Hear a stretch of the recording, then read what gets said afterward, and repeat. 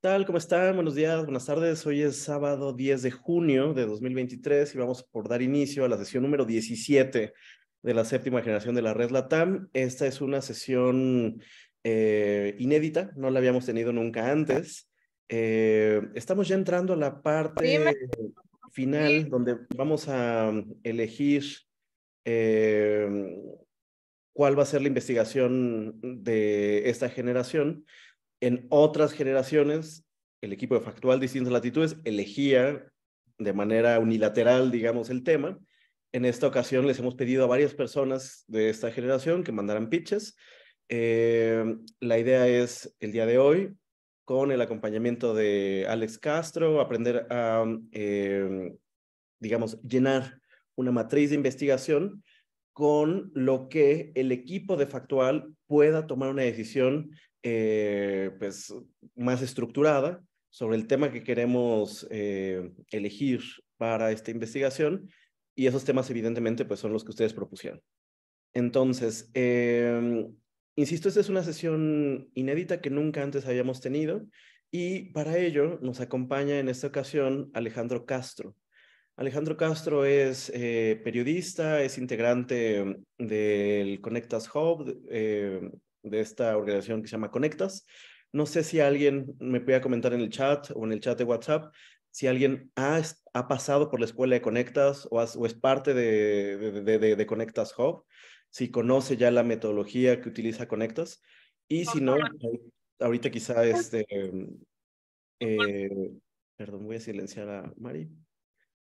Eh, Conectas es una organización que de manera similar a Factual Distintas Latitudes se interesa por hacer redes de periodistas. La dirige un periodista colombiano muy famoso que se llama Carlos Eduardo Huertas, y tienen una metodología de investigación, la verdad, muy robusta. Han hecho decenas, posiblemente cientos de investigaciones en los últimos años, muchos de ellos reconocidos internacionalmente. Y pues la idea justo con Alex es, Alex, insisto, es parte de Conectas Hub, fue ganador del Premio Nacional del Periodismo en México en 2021 y es parte de la sexta generación de la red LATAM. Entonces, la intención es justo como aprender cómo se usa esta metodología de investigación, hacer un ejercicio práctico y insisto, es una sesión inédita, ligeramente distinta a otras que hemos tenido. La idea es que sea como de mucha conversación. Y ahí dice Luisa Fernanda, que es parte de Conectas Hub. Muy bien, entonces posiblemente ya conozco un poco cómo es la metodología. Ahí sí Y tienen el cartel, ¿eh? pues vamos a darle, eh, vamos a empezar. Alex, tú, como sabes, en la red LATAM hay personas de toda la región, entonces, pues no vamos a perder demasiado tiempo en las presentaciones, simplemente que sepas que la séptima generación de la red LATAM se compone de 50 personas de 18 países, y bueno, pues te cedo la palabra, mi estimado Alex. Muchas gracias, Jordi. Pues nada, un gusto estar con todas y todos ustedes. Bueno, como mencionaba Jordi, soy parte de la sexta generación y es un proyecto al que le tengo mucho apego. Entonces, pues nada, es un gustazo estar acá con ustedes. Voy a tratar pues de no aburrirlos en estas 2 horas. No prometo nada, pero bueno, nada, lo que vamos a ver hoy es como unos flashazos de lo que es el periodismo de investigación y sobre cómo estructurar una investigación, cómo darle orden a nuestras ideas para poder hacer un producto viable, bueno, profesional. Me gustaría preguntarles de inicio si alguna o alguno de ustedes tiene experiencia haciendo investigaciones de largo aliento.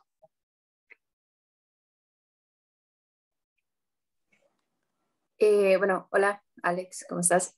Yo tal vez no las he dirigido necesariamente, pero sí he participado como en esos momentos donde hay que hacer trabajo súper minucioso y que lleva mucho tiempo montando tablas de Excel, reporteando con un montón de gente. Hace poco publicamos una investigación que nos tomó 3 años, entonces tal vez no estaba yo en la dirección, pero sí como reportera, o saliendo a la calle, revistas, colaborando un poco. Entonces por ese lado sí. Todo.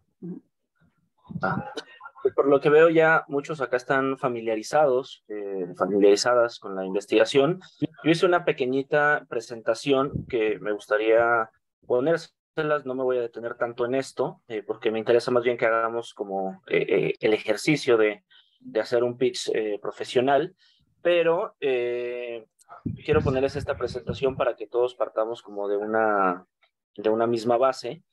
No sé, Jordi, si me puedas dar chance de compartir pantalla. Ahí En está, ya. principio ya lo tienes. Ujú. Sí, sí, listo. Permíteme, déjame cierro.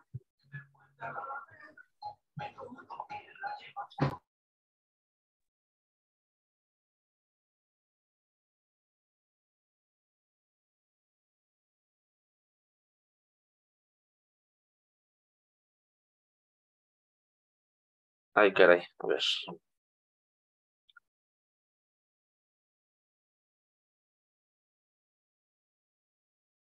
Ahí están viendo mi pantalla, ¿verdad? Sí. Y Bueno, vamos a comenzar con algunos conceptos básicos de lo que es periodismo de investigación. Insisto, no me voy a detener tanto en esto porque considero que también ustedes ya han pasado por una etapa de formación en la que esto probablemente está más que claro. Eh, pero quiero leerles esta definición de David E. Kaplan, director ejecutivo de Global Investigative Journalism Network.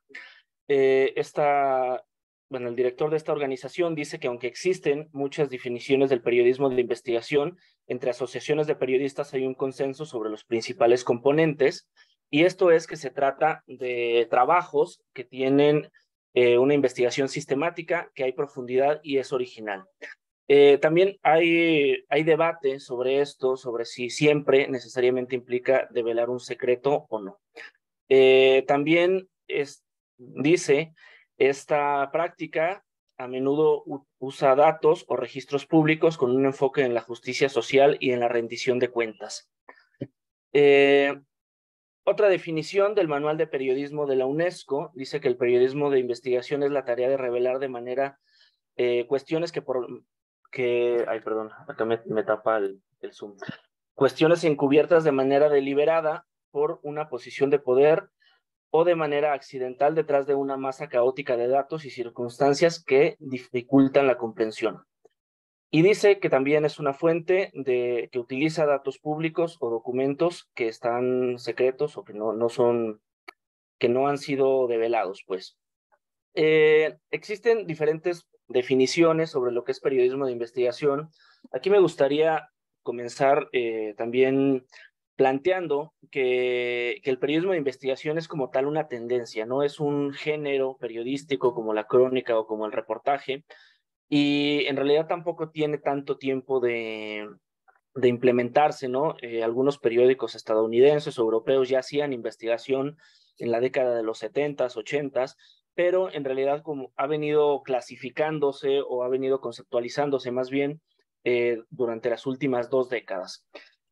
También en diferentes periódicos, en diferentes medios, existe pues la contradicción sobre si todo el periodismo es de investigación, ¿no? Se dice mucho que periodismo de investigación es un pleonasmo porque todo periodismo debería ser investigativo, desde la nota diaria hasta la crónica, hasta el reportaje, pero lo que vamos a ver en esta sesión es lo que se cataloga, lo que asociaciones de periodistas catalogan como periodismo de investigación, que es este periodismo de largo aliento que utiliza datos, que utiliza diferentes fuentes para contar una problemática estructural o social.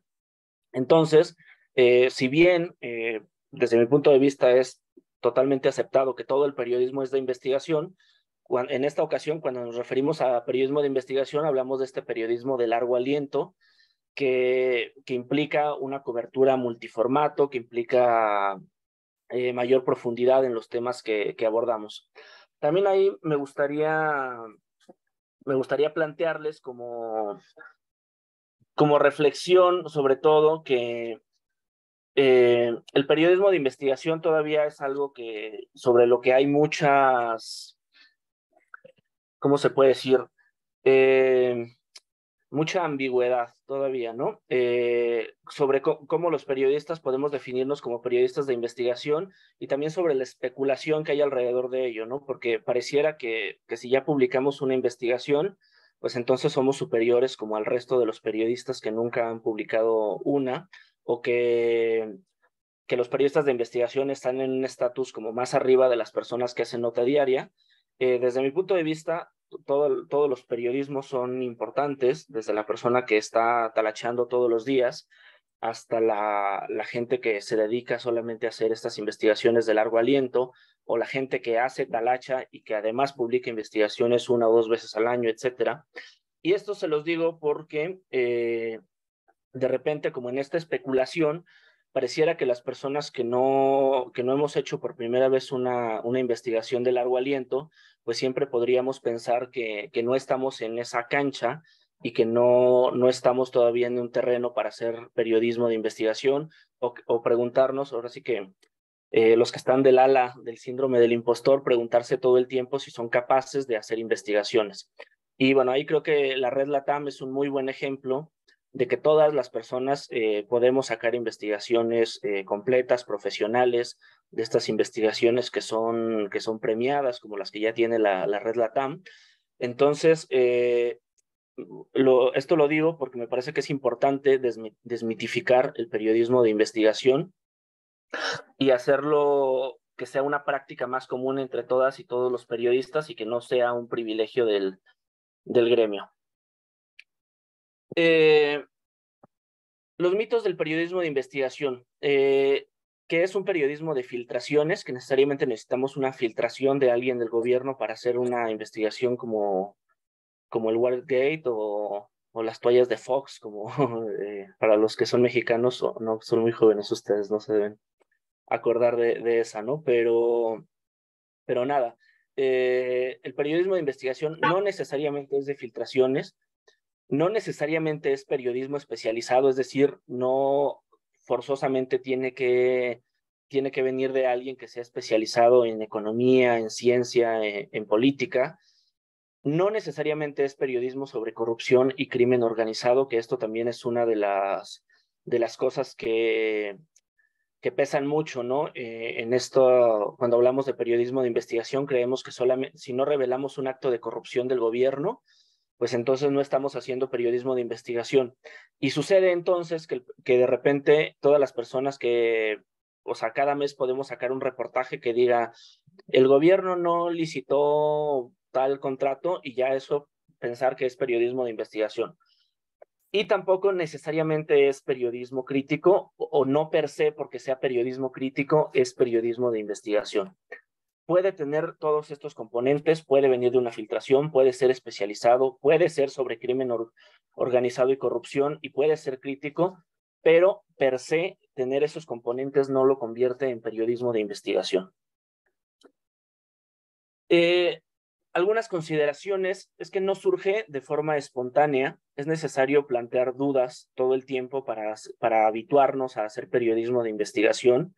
Para hacer periodismo de largo aliento necesitamos todo el tiempo estar cuestionando nuestra realidad, y esta práctica creo que también pues es solamente posible si estamos informados.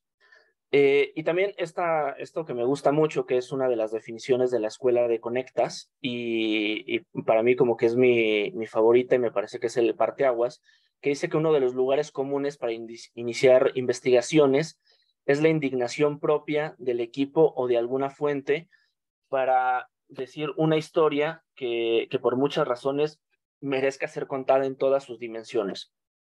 Y esto lo menciono porque revisé sus pitches también, y gran parte de ellos parten de la indignación propia, ¿no? De que los periodistas, pues finalmente, o al menos en esta red, no somos académicos europeos que vengamos a estudiar América Latina, a ver como un poco de lejos lo que está pasando, sino que somos personas que vivimos en ciudades que son complejas, que son complicadas, que tienen problemas sociales, y esos problemas también nosotros los padecemos, ¿no? También a nosotros nos falta el agua en nuestra colonia, también padecemos los problemas de basura, también la corrupción pues aqueja a la mayoría de nuestros países en América Latina. Entonces, creo que partir de la indignación es un lugar común, especialmente para quienes vivimos en esta región. Y creo que así lo reflejan también sus propuestas de reportajes. Y también esta indignación puede venir de alguna fuente con la que tengamos contacto. Si estamos, es muy común que, por ejemplo, si tenemos tiempo trabajando una fuente, si estamos trabajando con madres de desaparecidos, pues que sean ellos mismos quienes te dan indicios para plantear una investigación. No sé si por ahí vieron esta investigación mexicana, al menos las personas que están en México, de traficantes de ADN. Estas cosas muchas veces surgen de la propia indignación de las familias. Por eso también es súper importante el contacto muy cercano con las fuentes que nos interesa trabajar. Entonces, ¿cómo iniciamos nuestra investigación? Toda historia parte de un indicio, al que llamamos también disparadores de una investigación, y que responde a ciertos cuestionamientos sobre por qué está sucediendo eso, ya sea de forma estructural o ya sea algo que es momentáneo, que es un hecho particular que recién sucede. Y aquí les pongo un ejemplo, ¿no? Sobre cómo plantear dudas sobre por qué pasa algo, ¿no? ¿Cómo pasamos de una portada en la... Perdón que ponga muchos ejemplos de México, pero es que es de los que más estoy enterado, pero se los explico acá. ¿Cómo pasamos de una portada donde la ex primera dama de México, ex esposa también del presidente Enrique Peña Nieto, sale en una portada de una revista donde los recibe en una residencia en una de las zonas más caras de la Ciudad de México?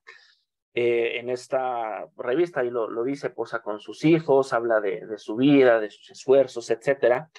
¿Cómo de esta portada de revista pasamos a una de las investigaciones más trascendentales en el periodismo mexicano?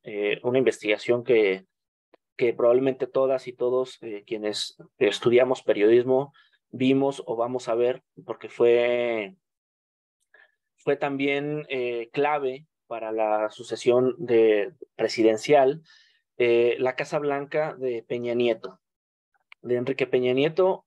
Ahí el subtítulo del libro dice: una historia que cimbró al gobierno mexicano, que también en su momento implicó la salida del grupo de periodistas que hicieron esta investigación de la radio comercial donde estaban.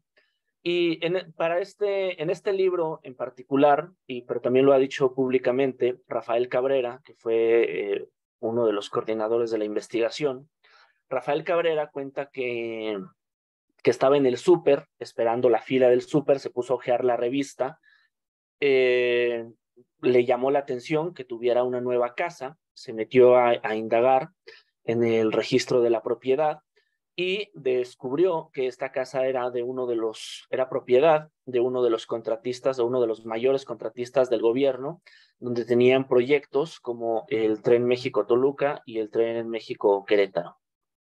Entonces, cómo la curiosidad de un periodista pasó de estar hojeando una revista de chismes que pareciera no tener nada, a desarrollar una investigación de largo aliento. Y esto es porque me parece que este periodista tuvo la habilidad de cuestionarse más allá de lo que es visible. María Teresa Ronderos, una periodista colombiana que seguramente deben ubicar, dice que para que los disparadores de una investigación son 5 principalmente, que puede ser una pista, un documento, una denuncia, un dato de una fuente, una pregunta que nos hagamos nosotros mismos, una duda, un vacío informativo. Esto también es importante porque considero que también varios de sus pitches vienen de eso, de un vacío informativo que es necesario llenar en nuestra región, y de un problema estructural, ¿no? Un problema en el que encontramos diferentes patrones que que nos llevan a explicarlo de una forma pues, más entendible para toda la sociedad que quiera estar enterada sobre este problema. Uno de los ejemplos que les traigo acá es este reportaje de los explotadores del agua, un reportaje coordinado por la periodista Telma Gómez Durán. La periodista Telma Gómez Durán sale de este reportaje en realidad sale de una base de datos de concesionarios del agua, una base de registro público mexicano. Adelante, yo. Se escucha muy cortado, pero no sé en realidad si es tu micrófono o es que alguien tiene abierto su micrófono. Veo que todos están silenciados. A ver, ¿quieres hablar, Jordi? Perdón. Sí, creo que eres tú, Alex. Se escucha, ajá, muy entrecortado. Se empezó a escuchar de pronto, muy entrecortado. ¿Ahí me está escuchando igual? ¿O? No, se sigue escuchando. A ver, a ver.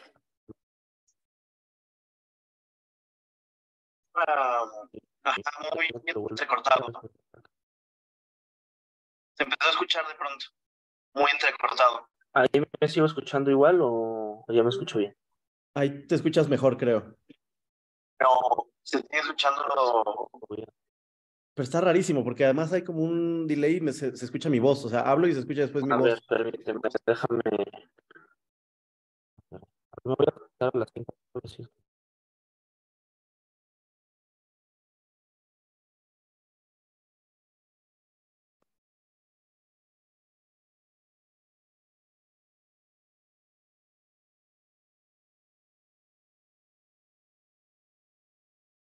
Ahí te escuchas mejor, creo. Ah, va. A ver, permíteme, es que me voy a. Pero está rarísimo, porque además hay como un delay y se escucha. A ver, ahí me escucho. O sea, hablo y se escucha después mi voz. Ah, caray. A ver, me voy a conectar a las 5. Ahí me escuchan, ¿no?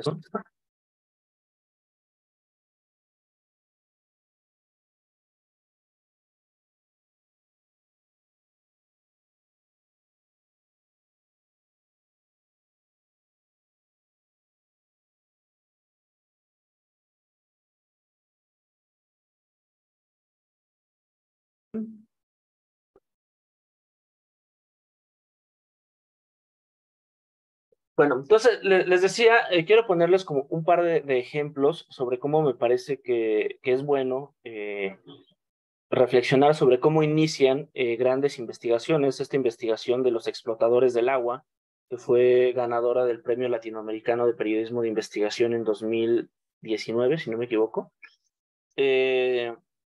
Esta investigación sale de una base de datos que hace pública una organización. Esta organización se llama Agua para Todos en México, una organización fuerte, digamos, pero que tampoco tiene tanta presencia en los medios.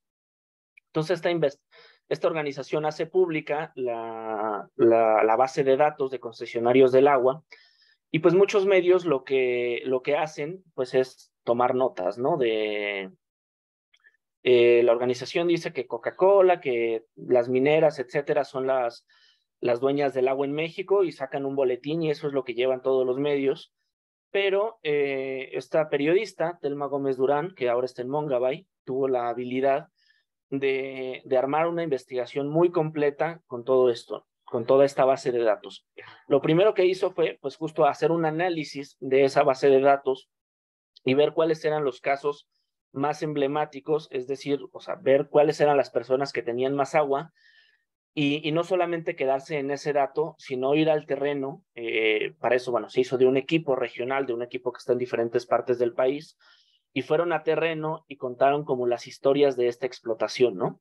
Entonces, resulta que en Chihuahua, por ejemplo, había ranchos nogaleros que estaban acaparando el agua, en el norte también industrias metalúrgicas, en el no sé, en el occidente las siembras, etcétera. Entonces, a partir de una base de datos que se hace pública, que ya muchos medios la habían tomado, arman esta gran investigación que da cuenta sobre la problemática del agua en México, ¿no? Una problemática que refleja que además no teníamos una ley general de aguas que se mandató desde 2009, etcétera, ¿no? Entonces, a partir de eso, aunque ya lo habían tomado muchos medios, o sea, que cualquier persona nos podría decir, bueno, pues es que eso ya salió, ya para qué se hace una investigación. Esto se hizo una investigación muy robusta, cada historia por sí misma es una investigación completa, pero además todas complementan un problema estructural que hay sobre las concesiones de agua en México.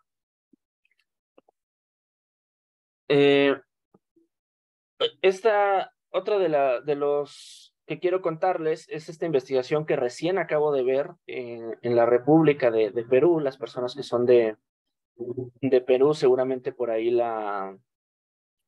habrán echado un ojo, y habla sobre los préstamos por aplicaciones de Internet. A mí me pareció muy interesante porque de repente pues es algo que todo mundo hemos visto, todo mundo nos hemos encontrado con anuncios o estas aplicaciones que dicen que nos prestan hasta 25,000 pesos en menos de 5 horas, etcétera. Entonces, a mí me pareció muy interesante que esta persona pues se haya cuestionado sobre cómo operan estas instituciones de crédito. Y bueno, lo que descubre ella es que son empresas que tienen orígenes chinos y mexicanos que están operando en Perú ahora y que se apoyan en despachos para abrir empresas, y después estos despachos transfieren los derechos de esas empresas a estas personas que están ligadas pues todas a una red de extorsión finalmente, porque son empresas que cobran intereses muy altos, que no están, digamos, que no son sólidas en el sistema bancario. Puede abrir y cerrar un día y al otro día, perdón, abrir un día y cerrar al siguiente. Entonces me pareció que esta es una investigación que es muy creativa, en el sentido de que pues pareciera que es algo que está a la vista de todos, pero que a nadie se le había ocurrido hacer una investigación sobre el origen de los préstamos por aplicaciones de Internet. Otra de las investigaciones que me parece que surgen de una duda personal es esta de ¿a dónde va mi pensión? Una investigación que habla sobre, bueno, las empresas que operan en los fondos de Afores en América Latina. También es una investigación segmentada por países en la que, si no me equivoco, participó distintas latitudes, ¿no, Jordi? En esta investigación. Y que además fue premiada el año pasado, ¿no? Con el premio CIP. Exacto. O sea, fue un premio CIP de periodismo de datos, y justo se hizo un consorcio de medios donde participó distintas latitudes. Sí, y esta investigación, hasta donde me sé la historia, porque soy muy curioso también en preguntarle a la gente cómo empezó a idear estas investigaciones, porque también a mí me da muchas ideas de repente saber esas cosas.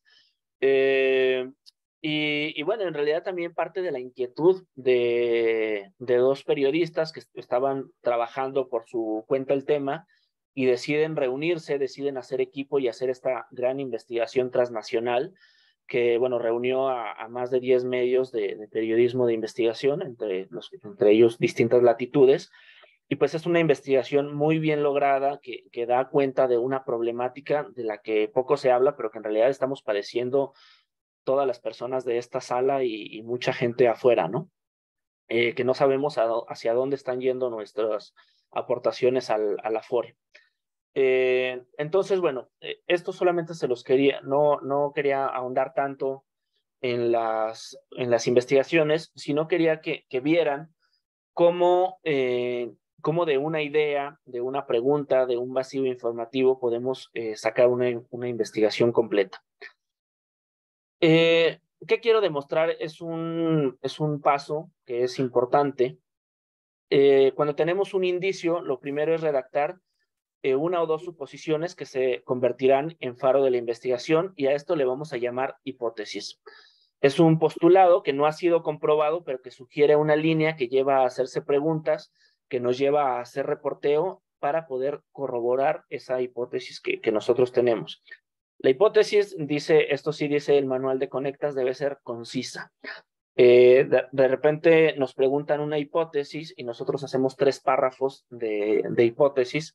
En realidad una hipótesis es muy sencilla, ¿no? En el caso anterior, vamos a poner un ejemplo, las empresas privadas están aprovechando los rendimientos de las afores de las trabajadoras y trabajadores sin que los trabajadores vean un beneficio explícito a la hora de su jubilación. También da cuenta sobre la historia, etcétera, pero la hipótesis es muy concreta sobre, no sé cuál haya sido su hipótesis al inicio, pero una hipótesis es eso, en realidad, es pensar en una frase que veía que, por ejemplo, ahí ustedes lo tenían en un tweet sobre cómo explicarías tu planteamiento. Bueno, más o menos eso es una hipótesis, ¿no? Del tamaño de un tweet de 140 caracteres, explicar qué es lo que queremos demostrar. Otra cosa, lo que sigue es preguntarnos cómo vamos a abordar el tema. Una vez que tenemos una hipótesis planteada, vamos a llamarle, bueno, vamos a poner, por ejemplo, la investigación que hicimos en la 6ª generación de la red LATAM. Tenemos un problema de deforestación en América Latina, entonces vamos a ver cómo abordamos ese tema, desde qué aristas.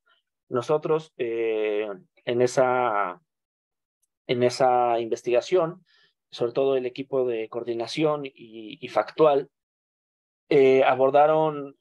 diseñaron una línea algunas líneas para abordar el tema que tenía que ver con contar historias de casos emblemáticos de deforestación, con contar casos de éxito, de reforestación, con contar datos sobre la deforestación en América Latina y bueno, hacer como un mapeo general, hacer un texto general que diera cuenta de toda la problemática en la región. Fueron algunas de las líneas que se siguieron, bueno, además de la publicación, etcétera, ¿no? Pero entonces, una vez que tenemos un indicio y que tenemos una hipótesis, hay que preguntarnos cómo vamos a abordar ese problema para dar cuenta a profundidad de lo que está pasando.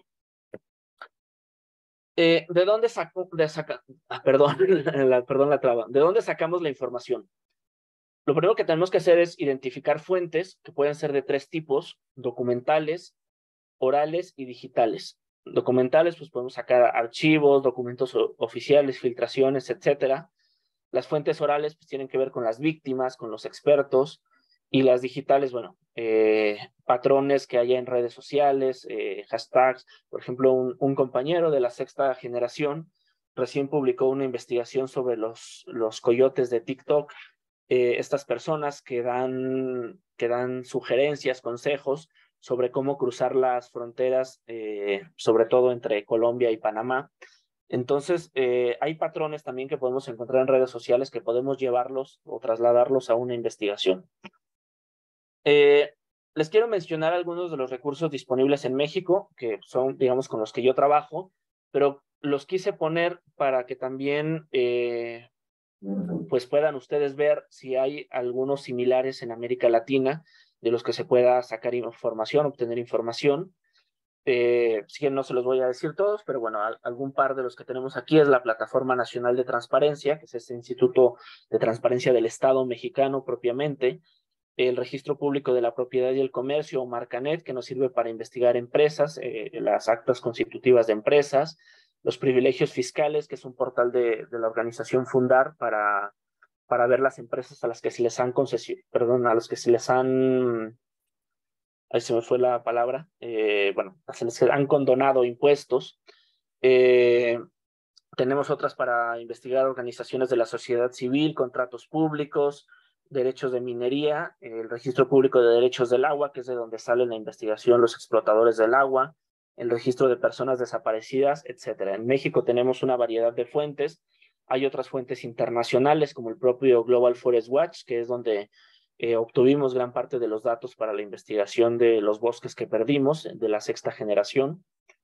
Entonces, bueno, también aquí es una invitación a que exploren las fuentes públicas disponibles, porque a partir de estas fuentes puede salir un montonal de investigaciones. Simplemente dándose una vuelta por las compras públicas de los gobiernos, casi que de facto ahí encontramos una investigación.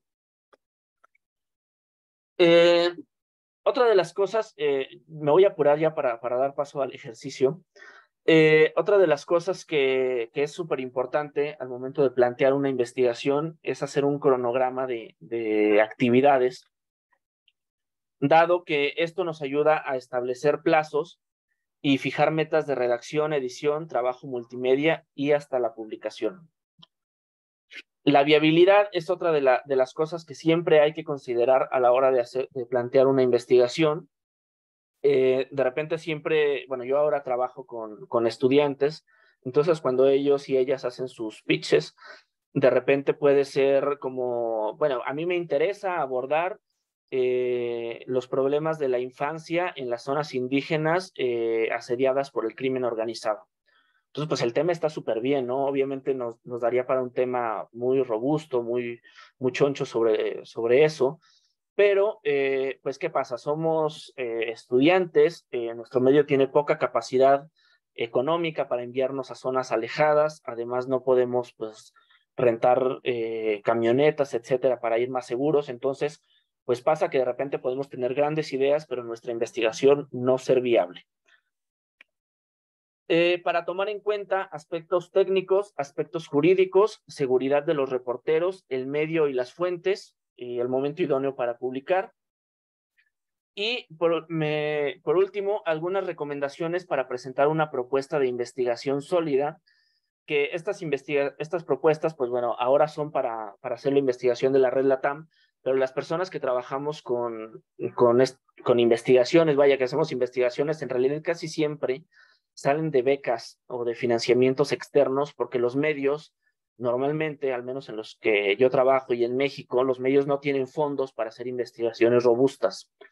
Entonces, casi siempre necesitamos presentar propuestas que sean viables y que sean, pues ahora sí que las organizaciones vean que son realizables y que son necesarias.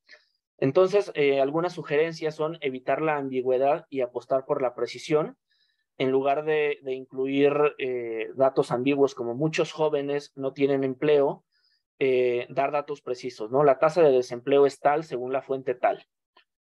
Hacer un pre-reporteo exhausto, esto se nota muchísimo cuando no lo hay, cuando lanzamos propuestas que son solamente como de, bueno, pues es que a mí personalmente, Alejandro Castro, me interesa saber cuánto presupuesto hay en cultura y por eso planteo mi investigación.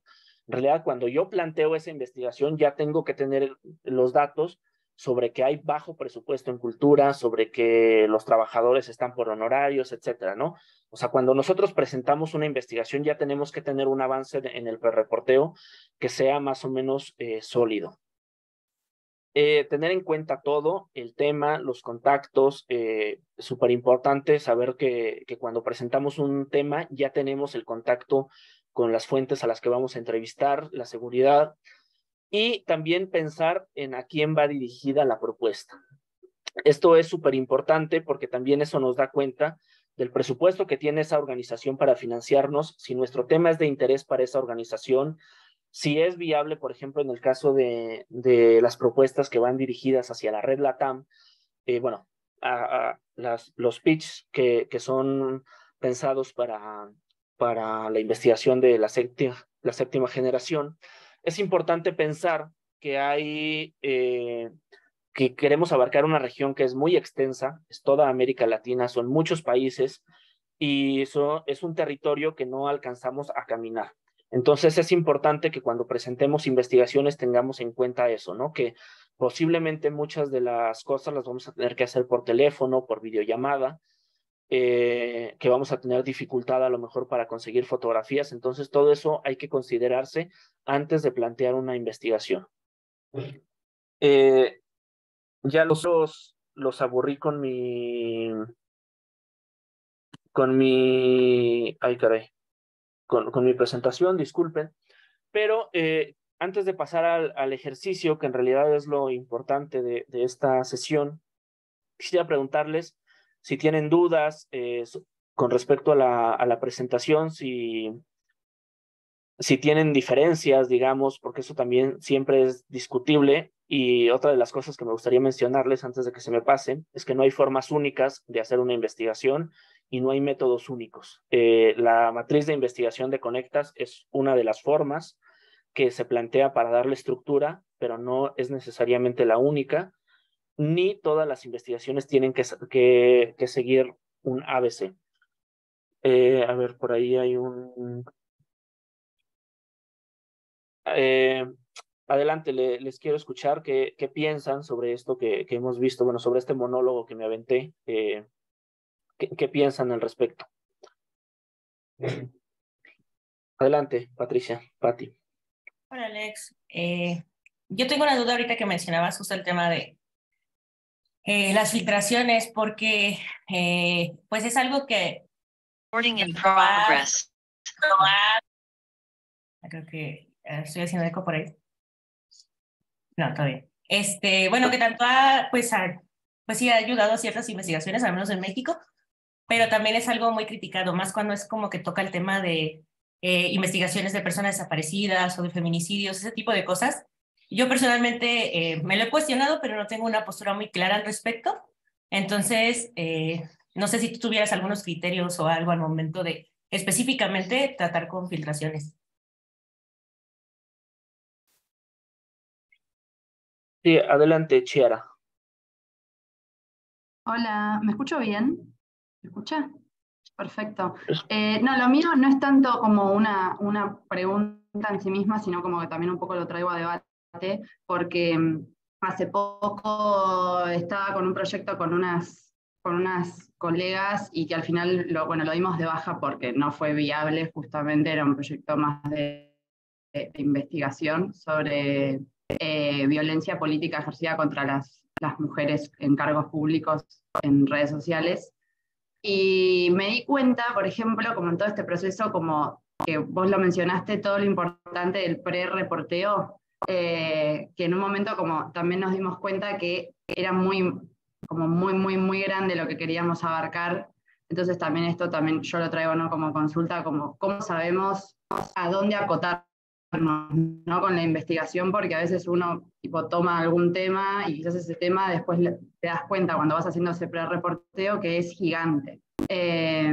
Y bueno, no sé, yo, en mi caso particular pasó eso, que planteamos una hipótesis y cuando nos metimos a hacer todo el pre-reporteo, que llevó varios meses, nos dimos cuenta que nos excedía muchísimo al equipo que éramos de personas. Y bueno, digo, como para evitar que pasen esas cosas y después son proyectos que no son viables, justamente.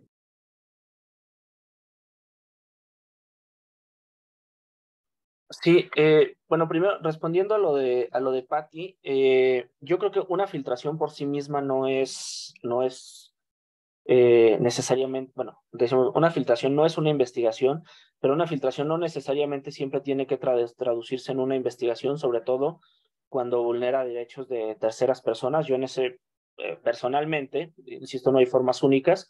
Personalmente yo ahí sí soy tajante, o sea, todo lo que pueda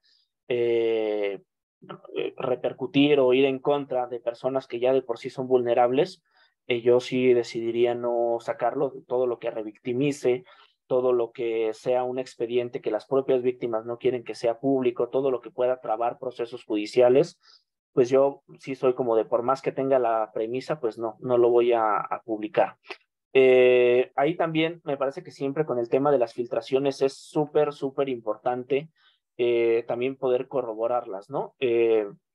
Yo solamente he hecho una investigación con una filtración de un expediente, pero creo que también en ese proceso pues hubo que ir palomeando, a ver, o sea, esta persona que me filtró el expediente, ¿por qué me lo filtra?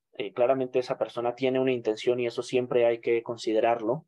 Este expediente es de interés público y además, o sea, ir palomeando, ¿no? Tiene razón, o está equivocado en esto, está exagerando en esta otra cosa, etcétera, ¿no? Porque al menos yo como reportero local, que creo que es muy común que pase cuando las fuentes te ubican más, porque vivimos en ciudades más pequeñas. Yo trabajé mucho tiempo en Cancún, Quintana Roo. De repente, pues no falta el funcionario que te quiere pasar documentos que son en contra de su rival, que él obtuvo de alguna parte, pero pues de repente esos documentos que no está corroborado nada, ¿no? Que ellos hicieron su hipótesis y quieren que esa hipótesis tú la traslades a un reportaje y no siempre es así. Entonces yo sugiero ser muy meticulosos con el tema de las filtraciones y siempre preguntarnos cuál es el objetivo de la persona que nos filtra ese trabajo. Y con respecto a lo que decía Chiara, sí, también hay una recomendación, es que seamos muy concisos con lo que queremos investigar. Yo les voy a contar igual de una experiencia que tuve la primera vez que yo apliqué a la beca de Conectas. Apliqué con un equipo de otras 2 personas, entonces nosotros teníamos una idea de hacer una investigación sobre el despojo de tierras en Quintana Roo, y para eso agarramos como 10 casos emblemáticos, ¿no? Y nada, nos aceptaron la beca y todo, y ya al momento de empezar a reportear, pues sí nos dijeron, bueno, seleccionen un caso, ¿no? Uno de los tantos que tienen, porque es inviable hacer 10, ¿no? Pero también nosotros decíamos, bueno, pues es que en realidad como que no teníamos tan trabajado ninguno, porque en realidad queríamos hacer una cosa muy robusta, y a la hora de seleccionar uno, pues resulta que no teníamos reporteado ninguno, ¿no? Que teníamos idea de esos casos, pero que en realidad no lo habíamos trabajado, ¿no? Entonces ahí obviamente tuvimos que rechazar la beca, fue un proceso muy doloroso porque bueno, no rechazar, más bien nos dijeron amablemente como, pues vuelvan a postular otra vez porque no es viable que vayan a hacer esto que quieren hacer. Y la segunda vez que postulé a esta beca de Conectas, ya fue con un tema muy concreto, muy chiquito, digamos, abarcando una zona muy específica. Y nada, fue ese tema en el que, perdón que lo diga, pero o sea, ese tema en realidad fue un proyecto, pues, que a mi juicio, pues, abrió puertas a que se empezara a hacer un periodismo distinto en la región, digo, al menos en el tema de los desaparecidos. También ese reportaje dio pie a que otras familias, a que familias de desaparecidos se organizaran, etcétera, ¿no? Entonces, a veces, pues, estas cosas chiquitas locales, pues, son las que son más útiles a la hora de hacer investigaciones, ¿no? Se pueden hacer, obviamente, cosas grandes, pero también el enfoque local siempre es importante, ¿no? La cercanía que tenemos con las fuentes siempre va a ser importante. Y sobre lo que pregunta Desiree, yo pienso que siempre hay que hacer un equilibrio entre la persona a la que le vamos a proponer o la organización a la que le vamos a proponer este reportaje, esta investigación, y sobre el interés del lector o el interés público. Los periodistas finalmente pues nos debemos a la sociedad, y yo eso creo que siempre hay que tenerlo en cuenta, pero también una cosa que por desgracia sucede es que estamos muy a expensas de estos grants o estas becas o estos financiamientos internacionales, porque insisto, muchos de los medios no tienen los recursos suficientes, o los medios que los tienen tampoco le apuestan a este periodismo de largo aliento. Entonces también pues a veces hay que pensar en cuáles son los intereses de las financiadoras, ¿no? Por ejemplo, a Conectas le interesan mucho los temas de corrupción, de crimen organizado y de defensa del territorio, ¿no? Y eso lo sé porque yo ya leí muchos de los trabajos que hay publicados en Conectas, ¿no? Entonces, sí, hay otras fuentes de financiamiento, está CAPIR para México y Centroamérica, está se me fue la organización esta de mujeres que también financia, la IW, ¿hay alguien me recuerda? IWMF, perdón. Exactamente. Entonces, bueno, hay diferentes organizaciones, pero ya sabemos que, por ejemplo, a esta que es de mujeres, pues le interesan los enfoques de género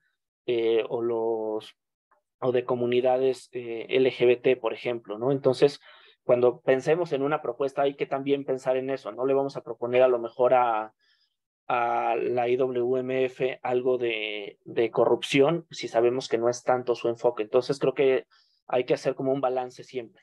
Adelante, Ares, perdón. Hola Alex, ¿qué tal? Yo te quería preguntar sobre el momento de cuando ya tienes toda la información, las fuentes, y se confirma la hipótesis, ¿cómo es ese momento de estructurar la historia y aterrizar todo lo que tienes como en un texto o sí, como en la investigación final? Y cómo es el trabajo con los editores. Yo creo que esto tiene que ver con cada investigación. Todas las investigaciones son distintas porque todas las condiciones en las que reporteamos son diferentes. En mi caso, he podido trabajar con algunos buenos editores, con Telma Gómez Durán, con Carlos Gutiérrez de Conectas, pero también ha habido otras veces en las que yo soy mi propio reportero y editor y fotógrafo y todo, ¿no? Entonces, pues no siempre parto como de la misma base. Yo diría que una de las cosas que hay que considerar cuando ya tenemos corroborada la hipótesis es, bueno, qué es lo que cómo le queremos contar ese problema a las personas, ¿no? Si queremos hacerlo, por ejemplo, sí veía que una de las cosas que venían en los pitches, que me parece que tenían ahí un poco de debilidad, es que decía como de, ¿cómo ves el formato de salida? Decía, no, pues en un podcast, ¿no? Pero en realidad en un podcast meteríamos una investigación que nos demoró 3 meses. No siempre, bueno, a veces se puede, pero no siempre, ¿no? Entonces, creo que también tenemos que ser muy claros en los productos que queremos sacar dependiendo de lo que le queremos contar al lector, pero normalmente las investigaciones pues requieren una estrategia más robusta, que a lo mejor sí es un podcast el producto principal, pero además ese podcast requiere 4 videos para redes sociales, requiere montarlo como en texto en diferentes medios, a lo mejor un texto más pequeño, etcétera. Entonces creo que dependiendo de cómo queremos contar la historia, de a qué público queremos llegar, es como debemos empezar a estructurar la investigación. Y sobre todo a mí me funciona mucho cuando ya tengo como toda la información antes de empezar a escribir. Yo lo que hago, por eso es ahora sí que método mío, hago subtítulos, ¿no? A ver, por ejemplo, si estoy hablando de mujeres en la defensa del territorio, ¿no? Voy a hacer un texto general que me hable de toda la lucha y además voy a hacer casos emblemáticos, ¿no? Entonces, ¿qué es lo que quiero contar de mujeres en la defensa del territorio? Quiero hablar sobre la lucha que han tenido, la lucha legal, por ejemplo. Quiero hablar sobre la lucha interna que han tenido en sus familias, porque de repente no es fácil, pues que tu mamá de repente esté envuelta en un conflicto con las autoridades o con una empresa gigantesca, o en un conflicto que a lo mejor es complicado, entonces la lucha interna que libran ellas. A lo mejor también quiero hablar sobre cuántos defensores del medio ambiente han sido desaparecidos en los últimos años, entonces voy a hacer un apartado para datos. Entonces a mí me sirve ir haciendo como esos subtítulos, como de todas las cosas que quiero abordar, y al final solamente con la información que tengo voy llenando todos esos subtítulos. Es una cosa que a mí me funciona. No sé si resolví tu pregunta. Sí, muchas gracias. Oye, Alex, estamos ya, son las 11, llevamos una hora, entonces, para pasar al ejercicio. Vale. Perfecto.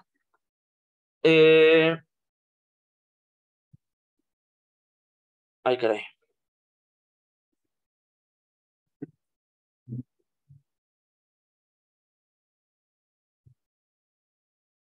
Bueno, entonces lo que vamos a ver ahora es cómo llenar una investigación. Esta investigación en realidad es un pitch.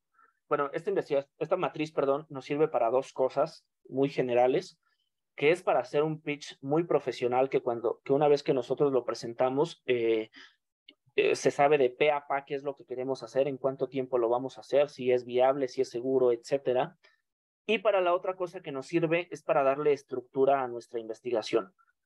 También yo he estado en trabajos donde de repente pues hay un tema general y nos pasó, por ejemplo, a nosotros cuando hacíamos en la sexta generación cuando hacíamos estos ejercicios, que en nuestro caso fue de destierros en América Latina, pues pasa que de repente nos empezamos a reunir, empezamos a dialogar el tema, pero no todas las personas tenemos claro qué es lo que se va a hacer. Hay una persona o dos que empiezan a tomar el liderazgo, que son quienes empiezan a tomar decisiones, pero entonces también hay partes del equipo que se van quedando rezagadas porque no se sabe exactamente qué se quería hacer o no hubo consenso sobre cuál era la hipótesis principal, etcétera. Entonces, hacer una una matriz de investigación siempre nos da estructura para poder desarrollar todo el proceso pues de una forma más organizada, también para ir siguiendo nuestro cronograma de actividades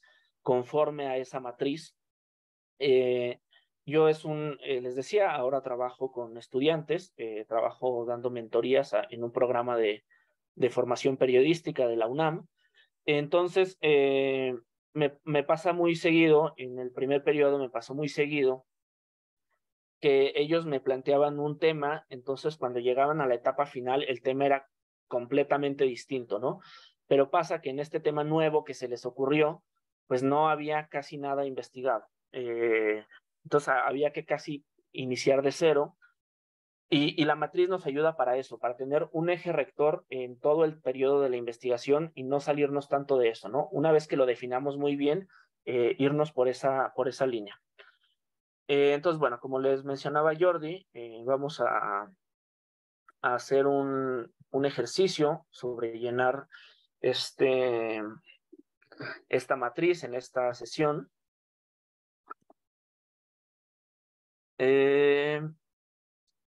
¿Quién va a ser Jordi, tú eliges qué pitch llenamos o cómo le hacemos? Sí, no sé si alguien, chicos, chicas, de las personas que mandó pitch, querría que trabajemos con su pitch. Alguien que pues haya tenido ya también, que haya hecho un pequeño prereporteo, que tenga algunos datitos, ¿no? O sea, alguien que se anime. ¿Algún valiente o alguna valiente?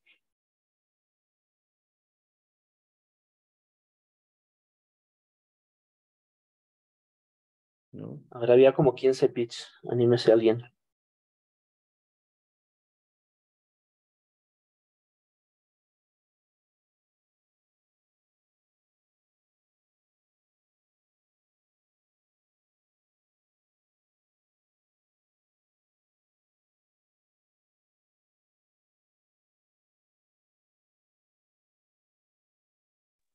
Yo Bueno, ofrecería el mío, pero la verdad es que no tengo mucho pre-reporteo ahora. No Dani. importa, podemos. Ay, perdón. Bueno, Es entonces, Dani, ¿está ¿verdad? bien? Dani. Sí. Yo creo que no importa tanto que no tengas todo ese prereporteo, porque además nos va a servir para ir viendo los vacíos que justamente tiene ese pitch. Igual estaría bueno que por ahí lo tengas a la mano para que lo vayamos llenando. A ver, voy a ir llenando a la par la matriz, pero vayamos discutiéndola también. Si van teniendo dudas, por favor, levanten su mano o para que vayamos como participando todas y todos. Oye, Eh, ay, perdón, te pregunté por WhatsApp si me podías pasar este link también. El sí, a link. ver, creo que no lo tengo. A ver, denme un segundo, lo voy a subir a la red para que lo podamos de ahí editar. Va.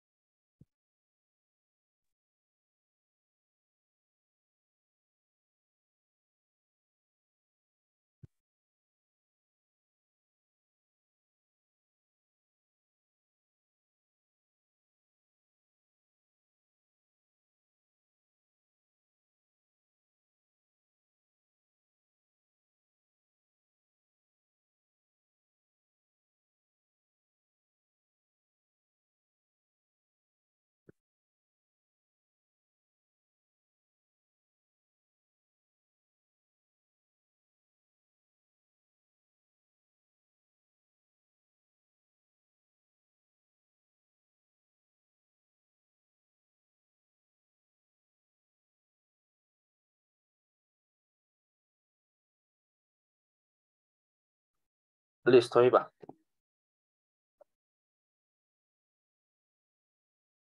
Entonces vamos a trabajar desde este documento que les acabo de compartir.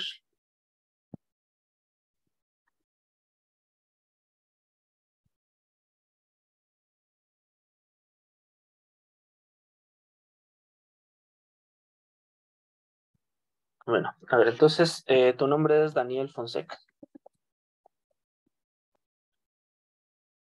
Daniel, ¿cuál es tu tema de investigación?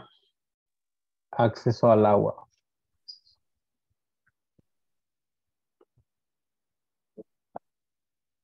Pero, ¿qué parte del acceso al agua quieres documentar?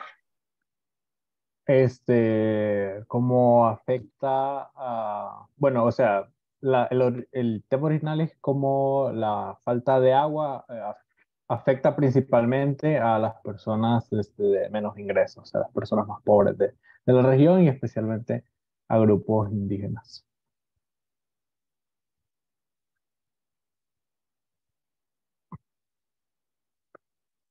Eh, Aquí tenemos un tema entonces, ¿no? La falta de agua afecta a las personas más pobres.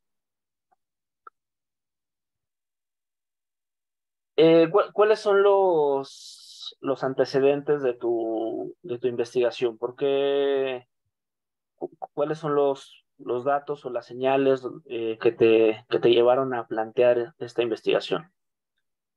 Ah, bueno, en mi caso en Honduras hubo dos particularmente. Uno fue que me enteré de que había un campo de golf en un club privado que regaban el pasto todos los días, mientras que en otras áreas de la ciudad regaban el pasto todos los días con agua de las reservas de agua de la ciudad.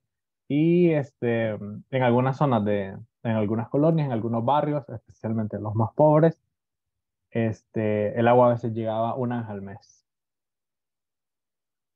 Eso por un lado también, que muchos colegios privados ubicados en colonias pudientes tenían agua todos los días y los colegios públicos ubicados en barrios pobres no tenían agua. Y eso generaba un problema de que los estudiantes no querían ir a clases porque ni siquiera podían ir al baño. Entonces, creo que esas dos situaciones fueron las que me llamaron la atención para hablar sobre ese tema y cómo desde el acceso al agua se puede tratar ese tema de la desigualdad. Ok. Aquí también bueno, igual voy a ir pasando algunas sugerencias, si es que yo en el tema suelo pensar en cómo sería mi titular de la nota, aunque ese titular vaya a cambiar después, etcétera, vaya a buscar uno más creativo, si me es posible, etcétera. Yo suelo pensar ahí en el tema, a ver cómo se llamaría mi nota, ¿no? Eh, y esto también como que me da, pensar en un título de mi nota me da guía sobre qué es lo que quiero contar y cómo lo quiero contar, cuál es el enfoque de mi tema. Y aquí en el origen, señales de alertas y antecedentes, también ahí creo que es la parte crucial del pre-reporteo. En este caso, perdón Daniel, digo, no es personal. Digo, justo lo que nos habla un poco es que estamos como en una etapa muy temprana de la investigación en la que ya identificamos algo, ¿no? Identificamos un patrón que es que las colonias pobres no tienen agua y las colonias ricas sí, y además no solo tienen disponibilidad de agua para uso doméstico, sino que además pues la desperdician, vamos a ponerle así, regando campos de golf, algo que pues no es de primera necesidad en una ciudad donde hay escasez. Entonces, eso ya lo identificamos, pero sí considero que en esta parte siempre es necesario tener sustentos que sean un poco más sólidos. Por ejemplo, si estamos proponiendo una investigación que refleje esta realidad en América Latina, entonces aquí lo que haría falta, por ejemplo, lo voy a No me deja. Lo que haría falta sería indagar sobre las políticas de agua en América Latina.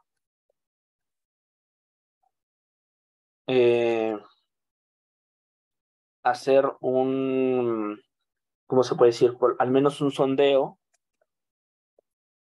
general sobre cómo es la situación en otras ciudades de América Latina. ¿Qué más se les ocurre que podría servirnos para hablar de los antecedentes de esta problemática a nivel regional? También las y los demás.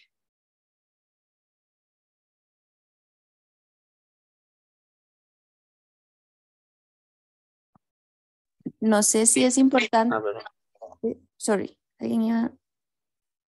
adelante. Ok, no sé si es importante como tener mapeado también cómo funciona, bueno, qué instituciones están a cargo en cada país y cómo operan. Por ejemplo, en Costa Rica es el Instituto de Alcantarillados y opera como con asadas en cada región, bueno, en cada parte del país. Entonces, como tener eso estructurado para entender cómo está mapeado. Justo también a lo mejor se me ocurre que un mapeo sobre cómo funciona el sistema de concesiones de agua.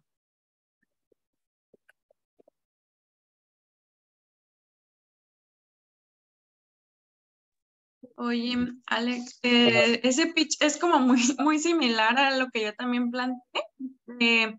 Y yo estaba, también una de mis señales de alerta fueron un reporte del World Resources Institute que marca como las primeras ciudades latinoamericanas en quedarse sin agua. Entonces, como para acotar el tema, podría como que tomar, ¿no?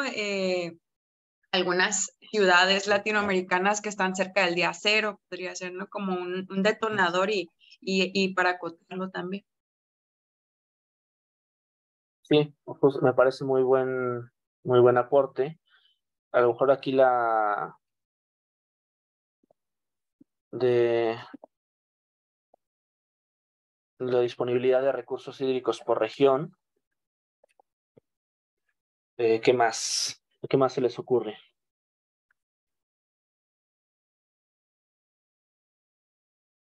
Daniel, ¿alguna cosa que identifiques tú que podría ayudarle a tu pitch? Estoy pensando. Puede ser también cómo se accede Eh, al agua corriente, por lluvia. Es como una forma de ver qué tan precaria puede ser la forma de acceso al agua, ¿no?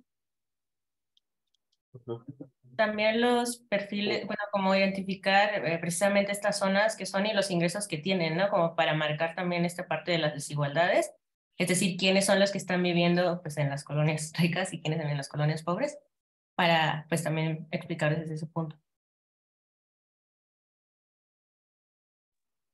En ese sentido, y justo por esa línea, yo pensaba, por ejemplo, como mencionabas este tema de las concesiones, no sé si en todos los países de América Latina el agua es de manejo público o es de manejo privado o público-privado, porque por ejemplo, si es privado o público-privado, yo me preguntaría si las aguas, si las colonias donde viven las personas encargadas de toda esta gestión, todos estos empresarios o los que llevan las concesiones, son las que están recibiendo como agua de forma más constante. Sí, súper importante. Bueno, entonces aquí justo ya tenemos como algunas de las señales de alerta que nos dicen. Ahora sí que una vez que hicimos todo este registro o estos mapeos sobre cómo operan las concesiones de agua, sobre los reportes académicos, la disponibilidad de agua por región y el acceso a agua potable, etcétera. Una vez que ya hicimos como ese pre-reporteo, Entonces, creo que podemos decir con toda seguridad,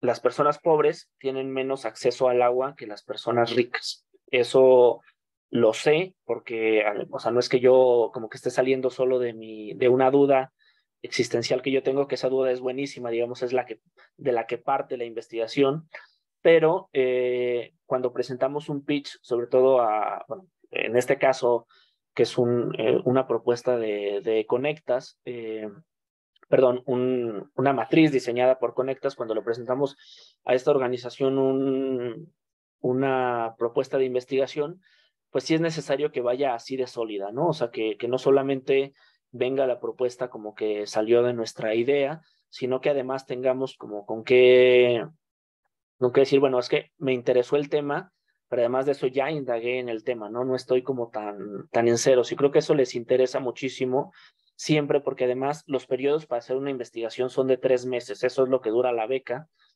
y tienen que ver que en 3 meses es viable para ustedes, para nosotros sacar una investigación, cuando en realidad a veces esas investigaciones nos puede tardar 1 año o 2 años, ¿no? Pero siempre es importante este pre-reporteo, ¿no? Saber que ellos sepan que no estamos iniciando conceptos de cero, ¿no? Que no vamos a plantear una investigación donde apenas vamos a investigar qué es el concepto de una cuenca, por ejemplo, de una cuenca hídrica. Entonces, bueno, justo creo que, por ejemplo, aquí hay un área de oportunidad para mejorar los orígenes o los antecedentes, ¿no? Para presentar un pitch más profesional. Entonces, aquí, por ejemplo, Daniel, ¿cuál sería nuestra hipótesis, ¿no? Ya nuestro tema es que las personas pobres tienen menos acceso al agua, pero eso de repente puede ser, pues no digo que sea una obviedad, pero pues como que casi que no es nota, ¿no? Como dicen en algunos periódicos, ¿no? O sea, casi que eso siempre se ha sabido, pues, de que las personas que digamos que vivimos en colonias pobres, pues somos las que nos falta el agua en Semana Santa, mientras que las personas ricas pues siempre tienen sus albercas llenas, ¿no? Como también ahí me parece que es importante también justo desglosar un poco más, o sea, indagar un poco más a fondo y pensar como a lo mejor identificar un patrón, ¿no? Las empresas privadas acaparan no sé, o las concesionarias de agua acaparan todos los recursos, o en las ciudades, como decía Dani, ¿no? Dani Reyes, en las ciudades donde hay poca disponibilidad de agua, ¿quiénes son los que la están malgastando? Siempre creo que podemos ir un poquito más profundo, o sea, de estos temas que son muy generales, irlos acotando un poquito más. Pero bueno, esa sugerencia. En este caso, ¿cuál sería nuestra hipótesis principal?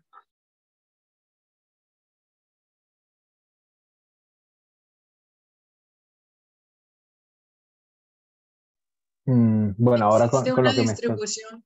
Ay, perdón. No, di. Existe una distribución privilegiada hacia un sector que genera desigualdad social o barreras en el acceso.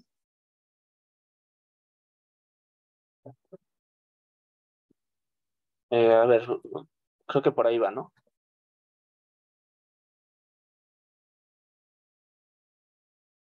O sea, un poco... perdón, alguien tenía levantado la mano y creo que la acaba de bajar, perdón.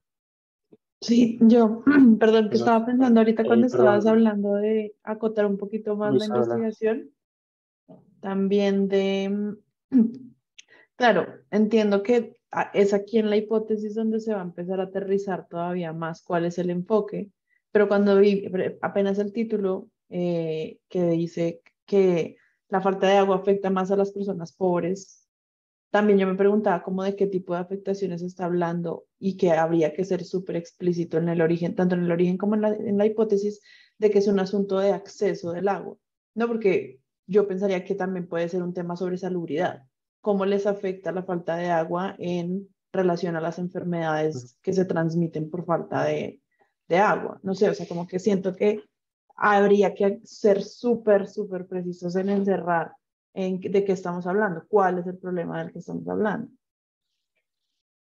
Claro, sí, me parece un muy buen aporte, Luisa Fernanda, porque en efecto también como que entre más precisos seamos con nuestra investigación, pues también tenemos más posibilidades de que nuestra investigación sea muy original, porque pues ahora sí que de los problemas generales todo el mundo ha hablado.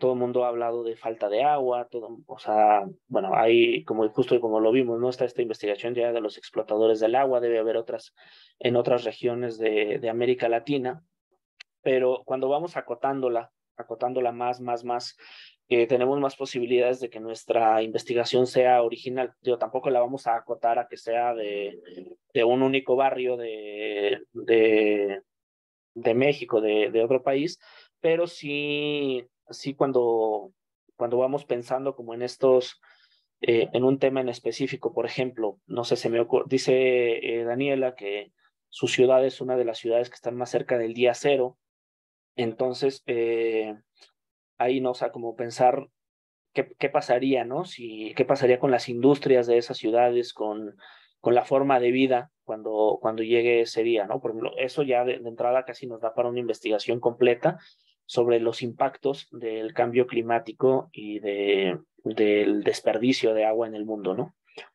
Adelante, Luis. Buen día.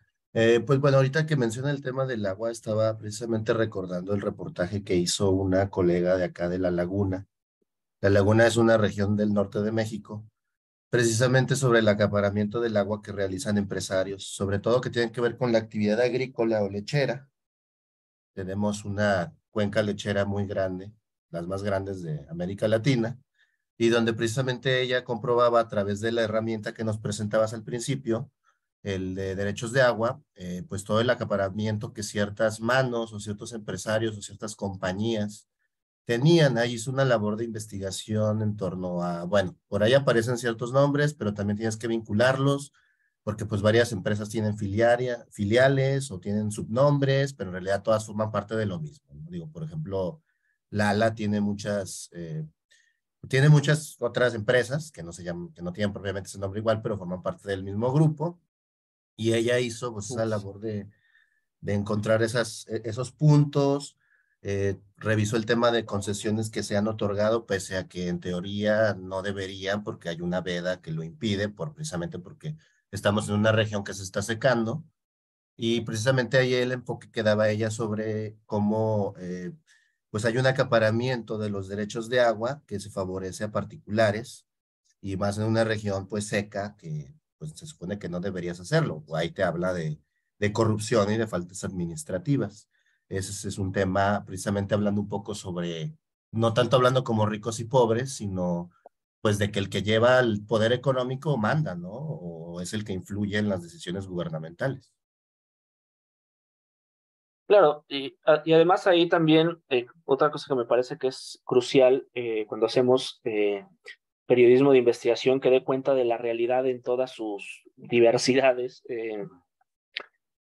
Yo participé en un reportaje, una investigación que hizo Mongabay sobre los monocultivos que están acabando con los bosques en México. Y por ejemplo, a mí me tocó la zona cañera de Quintana Roo. Y bueno, cuando vas a la zona cañera, los productores te dicen, bueno, pues es que yo de esto vivo. O sea, este es mi sostén. La selva no me da nada propiamente, no me da de qué vivir. Entonces, pues yo tengo que deforestar para seguir sembrando caña y que llevarla al ingenio y que me paguen, ¿no?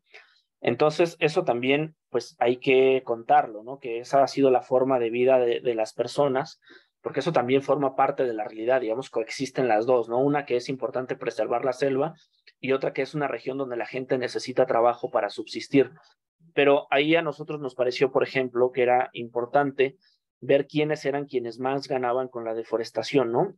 Un ingenio que es de una empresa multimillonaria y productores que están talando su selva y que siguen siendo pobres, ¿no? Que llevan 40 años en este oficio y que siguen sin mejorar su calidad de vida, ¿no? Que siguen viviendo en casas muy precarias y que no hay educación en la zona, que no hay salud. Entonces, todo esto forma De repente, aunque no tenga que ver con la propia deforestación, todo forma parte de la investigación, todo nos ayuda a contar una realidad que es compleja, ¿no? Porque así es digamos, vivimos en un mundo que no se explica en blancos y negros, ¿no? Sino que tiene un montón de matices. Adelante, Loraine. Sí, sobre el tema de la hipótesis, yo creería que el acceso al agua marca diferentes niveles de desigualdad, porque también ahí entonces habría que ver que no es solamente la categoría social, sino también que ahí se van a implicar otras variables como es la edad, el sexo o el género, que también determinan las afectaciones que puede tener la falta de agua, ¿no? Dentro de una misma comunidad, incluso dentro de un mismo hogar. O sea, todas las personas no están expuestas de la misma manera, tanto al acceso como a garantizar, ¿no? Pues el recurso, ¿no? El agua. ¿Cómo lo plantearíamos eso en una hipótesis, así, en una frase de un renglón? Pues yo creo que sería como así, o sea, el acceso al agua está determinado por distintos diferenciales que marcan distintos niveles de desigualdad. O algo así como que pensándolo.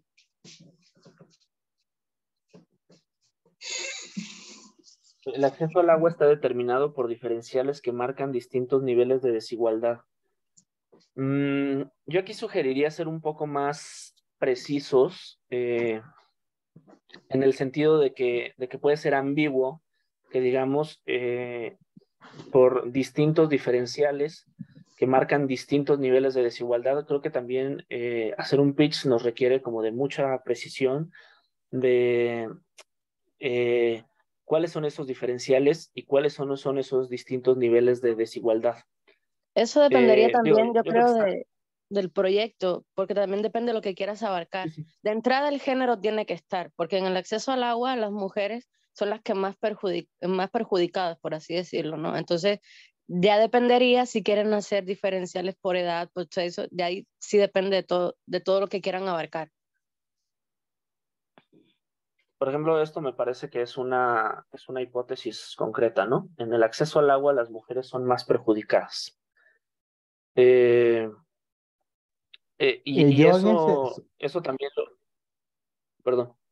Hola, sí, solo quería Daniel mencionar, como por poner un ejemplo, o sea, como en el ejemplo de origen y señales de alerta, yo tenía como esa experiencia conociendo cómo funcionaba con colegios públicos y colegios privados. Ahí añadiría, por ejemplo, o sea, de otra perspectiva, que es cómo afecta a los niños, por ejemplo, el acceso al agua. Porque ese es un problema que se da mucho en los colegios y en las escuelas. Por eso lo de la acotación, porque si van a analizar el tema del acceso al agua en el ámbito educativo, pues ahí ya sería desde otra perspectiva. Si es desde el ámbito del hogar, pues yo creo que el tema del género es muy fuerte. Entonces, pues eso también depende de dónde se va a situar, porque el agua es un problemón en todos los ámbitos de la vida y en toda la región, en todo el continente. Vale.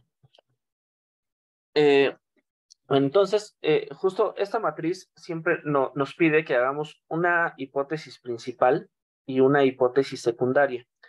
Y esto es porque sí o sí tenemos que, cuando presentamos una propuesta y nos dan un financiamiento, pues como que sí o sí tenemos que sacar un producto realizable, ¿no? Entonces, siempre es importante que tengamos en cuenta que hay o una u otra posibilidad, pero siempre tenemos que demostrar algo con lo que estamos pidiendo de recursos, ¿no?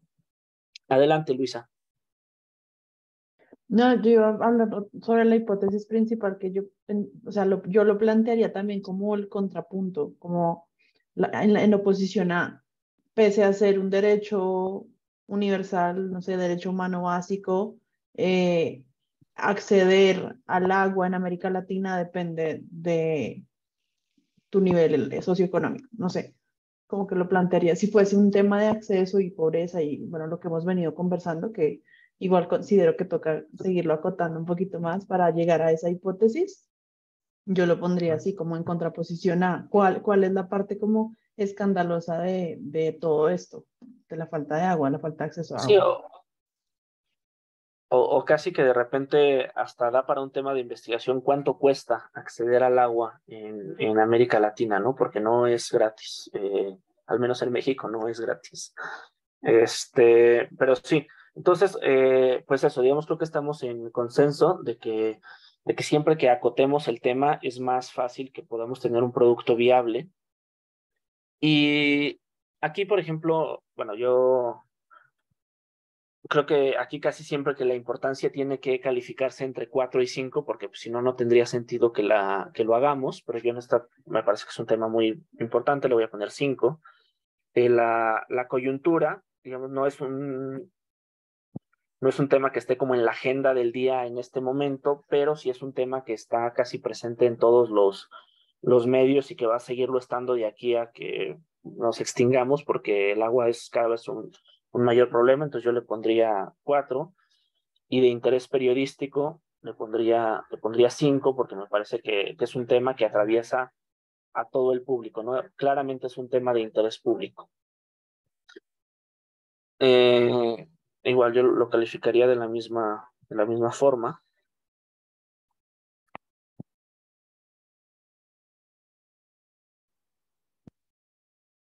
Entonces aquí vamos a ver qué es lo que se ha publicado en la red. Aquí también sugiero siempre que seamos muy honestos, porque de repente pareciera que pues que ya todo está dicho, ¿no? Entonces que cuando queremos contar algo, pues queremos plantárselo a alguien que no sepa mucho de nuestros países, de nuestra zona, y pues preferimos como que a veces decirle, no, pues se ha publicado una notita o algo, pero pues no es tan importante, y lo que más parecido a lo que queremos hacer, como que de repente lo omitimos. Entonces creo que esto siempre es importante, hacer esa investigación exhaustiva sobre lo que ya se ha publicado, porque eso también nos va a dar horizonte sobre qué es lo que falta, ¿no? O sea, por qué nuestra investigación es importante. Si ya todo está dicho exactamente como lo queremos decir, pues a lo mejor nuestra investigación no tiene tanto sentido.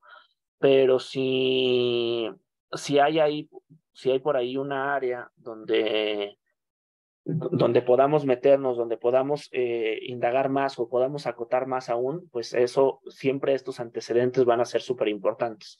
Por ejemplo, yo aquí en este tema, uno de los antecedentes que pondría es esta investigación de los explotadores del agua. Y esta investigación no necesariamente refleja lo que nosotros queremos contar, que a lo mejor tiene que ver con cuánto cuesta acceder al agua, que tiene que ver con la escasez de agua en determinadas ciudades de América Latina, etcétera. Pero eso también nos da horizonte para saber cómo lo investigaron y qué es lo que les faltó para también tomarlo en cuenta nosotros. Entonces aquí, me voy a brincar, si estoy de acuerdo, Jordi, esta exploración de la red, nada más para decir que siempre es muy importante que la tengamos en cuenta, que no nos la saltemos porque nos va a dar muchísimo horizonte, y también al editor le permite saber en qué terreno estamos, ¿no? O sea, que yo creo que nunca es conveniente engañar al editor y decirle como, no, esto es súper novedoso y nunca nadie lo ha traído, porque de repente puede ser que sí, que alguien ya lo haya publicado y bueno, pues que nos tire como el trabajo que ya teníamos de meses. Oye, Alex, perdón. Adelante. Una cosita muy breve. Por el tiempo, y dado que también la idea es que las personas que mandaron pitches puedan llenar su propia matriz, a mí me gustaría que nos concentráramos un poquito más en el tema de hechos mínimos demostrables, que me parece que también es clave, ¿no? O sea, creo que el tema de las fuentes es autoexplicativo. Si quieres dedicarle unos minutitos de manera muy, muy breve, pero tratar de concentrarnos en el tema de hechos mínimos demostrables. Ok, vale, perfecto. Bueno, esto igual, como decía, es medio común, o sea, sabemos de qué va, pero también me parece que es súper, súper importante que al momento de enviar una propuesta, de tener un pitch, ya tengamos en cuenta a qué personas vamos a entrevistar, que tengamos también su contacto y que tengamos en cuenta qué queremos saber de ellos, ¿no? O qué queremos, tanto de las fuentes documentales como de las fuentes orales, qué vamos a buscar, porque también es muy común que uno, digo, es muy común porque yo también lo he hecho, yo también he sido ese reportero que bueno, uno manda como, voy a entrevistar a fulano, o sea, me busco, como voy a hacer un tema de minería, me busco en Google, a ver, o sea, expertos en minería y pongo ahí toda mi lista de fuentes, ¿no? Pero no, en realidad tenemos que poner fuentes con las que ya hayamos, o que mínimo sepamos por qué vía vamos a contactar y que sepamos qué queremos buscar de ellos, ¿no? Si no, pues de repente podemos llegar a media investigación y no tener ni siquiera como el teléfono de la fuente a la que queremos buscar, no tener idea de cómo vamos a llegar a ella y a veces pues tener que recurrir a otras fuentes que no estaban previstas, etcétera, ¿no? Entonces, tanto las fuentes documentales como orales son súper importantes desde el momento que planteamos la investigación. Perdón, aquí le dejé uno. Las entidades públicas a consultar, pues bueno, esto también es se sobreentiende, ¿no? De qué va y qué es lo que queremos buscar de esas fuentes. También aquí en las entidades a consultar, siempre es importante considerar las entrevistas a las contrapartes y qué queremos preguntarles, ¿no? Si estamos hablando de empresarios que explotan los mantos acuíferos, pues entonces hay que buscar a esos empresarios y también saber cuál es la información que queremos obtener de ellos, porque a veces no basta solo con al final de la investigación decirles, como que denme una declaración sobre por qué usted es el malo, ¿no? O sea, el periodismo también es un ejercicio intelectual y es un ejercicio que requiere honestidad intelectual. Sobre todo cuando, insisto, hablamos como de estas investigaciones que cuentan la realidad desde sus distintas perspectivas, ¿no? Los hechos mínimos demostrables para dar vía libre a una investigación, a una publicación. Daniel, regreso a ti. En esta investigación tú tienes una idea de cuáles serían los hechos mínimos demostrables con base en lo que tú dijiste, pero también con base en las cosas que podríamos indagar. ¿Cuáles serían los hechos mínimos demostrables? Pues que hay una discreción para repartir el agua a sectores de mayor renta.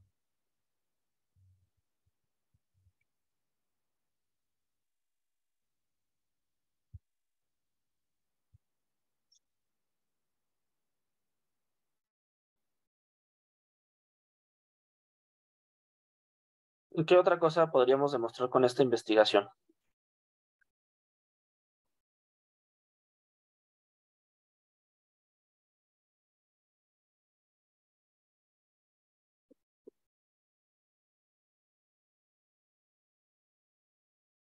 O sea, no sé, se me ocurre, por ejemplo, que podemos demostrar que si el agua se sigue gastando a esos niveles, pues en poco tiempo tendremos sequías más severas, ¿no? Bueno, hay en general una serie de cosas que podemos demostrar, pero creo que aquí, bueno, al llegar a esta parte, creo que nos podemos dar cuenta que tenemos una propuesta que todavía le falta trabajarse o moldearse un poco más, en el sentido de que aquí fuimos arrojando ideas sobre cuál podría ser la hipótesis, sobre qué fuentes se podrían consultar previo a plantear la investigación, etcétera. Pero sí, para llegar a hechos mínimos demostrables, pues sí nos damos cuenta que necesitamos un reporteo más robusto. Aquí me parece que también podríamos, para este ejercicio, hacer algunas ideas, como lo hicimos con la hipótesis, de qué podríamos demostrar con la investigación que nos estamos imaginando, con las hipótesis que hemos planteado. Por ejemplo, las personas que han aportado ideas, Daniela, ¿tú qué crees que podríamos demostrar con una investigación de este tipo?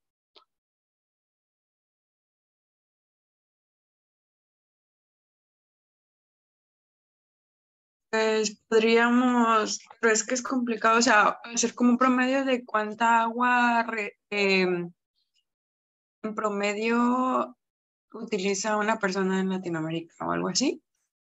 Podría ser algo como, pero eso sería como comprobable a través de entrevistas, ¿no? Solamente.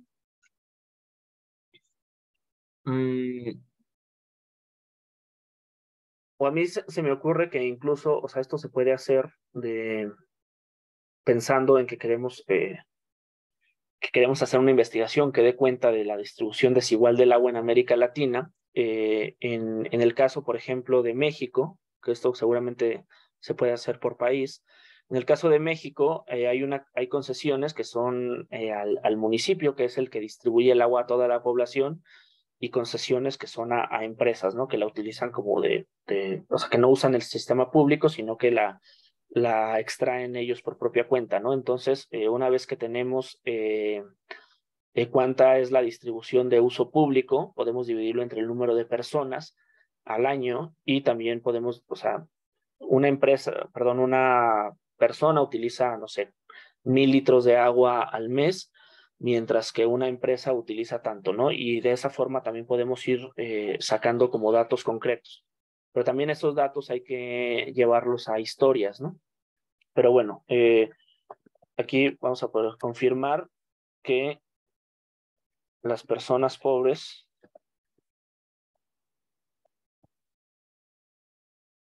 y a mí se me ocurre, bueno, esto es un dato que yo revisé a nivel local, pero que también se puede comprobar en una investigación en América Latina, y que a veces hasta pagan más por litro, ¿no? Las empresas concesionarias que extraen su propia agua, pues es decir, el agua es gratis, el agua es de todos los mexicanos y es gratis, bueno, en el caso de México, y es gratis, pero lo que pagamos es la distribución. Entonces, las personas que pagamos por la distribución pública, terminamos pagando mucho más por el acceso al agua que las empresas privadas, ¿no?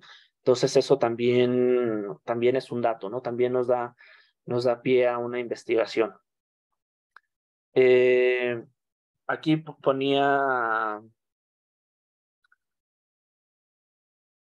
perdón, en mensaje puso Tonas que el acceso al agua está atravesado por decisiones biopolíticas, y Desiree dice que no acceder al derecho al agua enferma y de alguna manera encarece poder conseguirlo. Hay más posibilidades de contaminación también por las formas alternas de conseguirla. También eso es, o sea, nos abre otras vertientes de la investigación. Pero bueno, en esto justo como decía, como no la tenemos tan acotada, es difícil saber cuáles van a ser nuestros hechos mínimos demostrables, porque tenemos en este momento una variedad de hipótesis.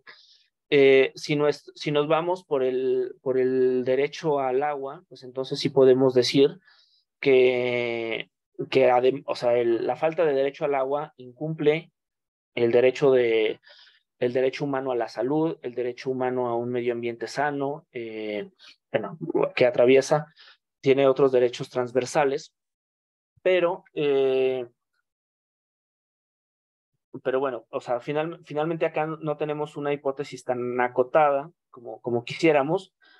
Tal vez podríamos hacer el ejercicio de quedarnos con una hipótesis de las que planteamos acá. Vamos a quedarnos con esta, ¿no? Pese a ser un derecho humano, acceder al agua cuesta dinero y no está garantizado para todos.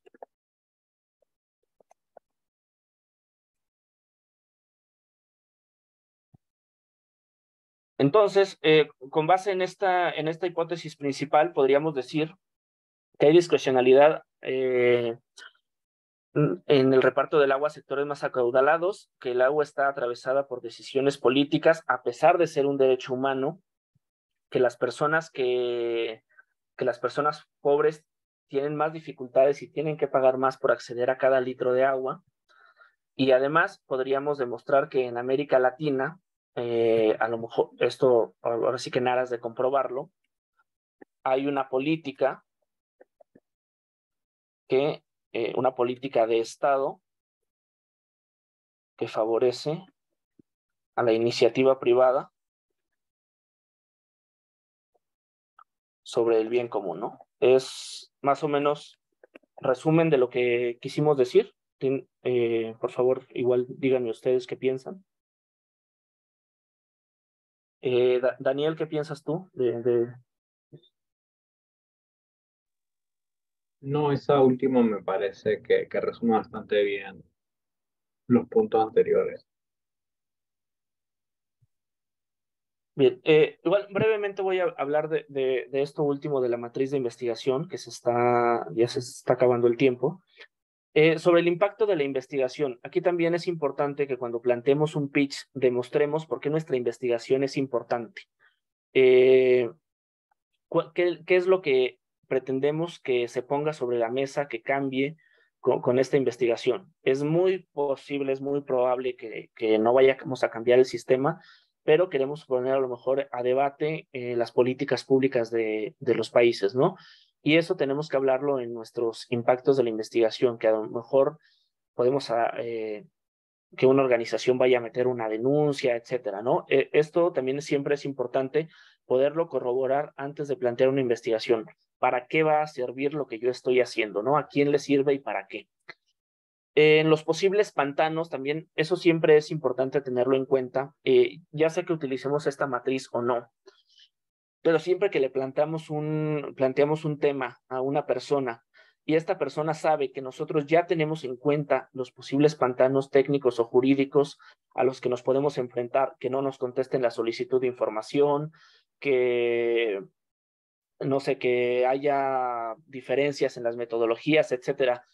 Cuando una persona a la que le presentamos un pitch sabe que ya tenemos en cuenta ese pantano, también le estamos diciendo que ya tenemos formas de resolverlo, ¿no? Que a pesar de ese pantano vamos a poder sacar la investigación. Porque de repente si nos topamos con estos pantanos a la mitad de la investigación, pues nos vamos a trabar y probablemente esa investigación que se iba a tardar 3 meses se demore 1 año, ¿no? Y esto ha pasado, ¿no? A mí me ha pasado... bueno, creo que como aprendizaje también, si me lo permite Jordi, les diría que en la investigación de la sexta generación nos pasó también que fue una investigación que se extendió mucho, también en gran medida por la falta de homogeneidad en los datos que analizaron las personas del equipo de datos entre los países. Entonces, bueno, estas cosas van atrasando las investigaciones y tenemos tiempos limitados. Entonces, eso siempre es importante tenerlo en cuenta. La valoración de seguridad, esto seguramente se los va a aclarar Jordi bien en su momento, como nos lo aclaró a nosotros, pero también cuando presentamos una propuesta fuera de distintas latitudes incluso, siempre es importante valorar la seguridad de nosotros y la de las fuentes, ¿no? Porque hay investigaciones gigantescas en las que de repente ya asesinaron a una de las fuentes por haber hablado, ¿no? Y ninguna vida vale la pena ni nuestro trabajo ni nuestra fama, ¿no? O sea, no por hacernos periodistas destacados vamos a poner en riesgo la vida de ninguna persona y eso siempre es importante tenerlo en cuenta, ¿no? Incluso cuando las propias fuentes digan, o sea, están envalentonadas y digan, no, yo sí quiero hablar y quiero dar cuenta de todo lo que está pasando, también siempre nosotros hay que tener en cuenta esos riesgos de seguridad, porque nosotros llegamos a los lugares, documentamos y nos vamos y esas personas son las que se quedan ahí. Ahí voy, Jordi, estoy en lo último. El tiempo estimado para la reportería, para la elaboración de los textos finales y para la visualización y desarrollo, también siempre es importante tenerlo en cuenta. Y definir bien los plazos. Yo acá igual les voy a compartir. Este es un cronograma muy sencillito que yo me suelo hacer cuando voy a trabajar en algo con equipo, sobre todo.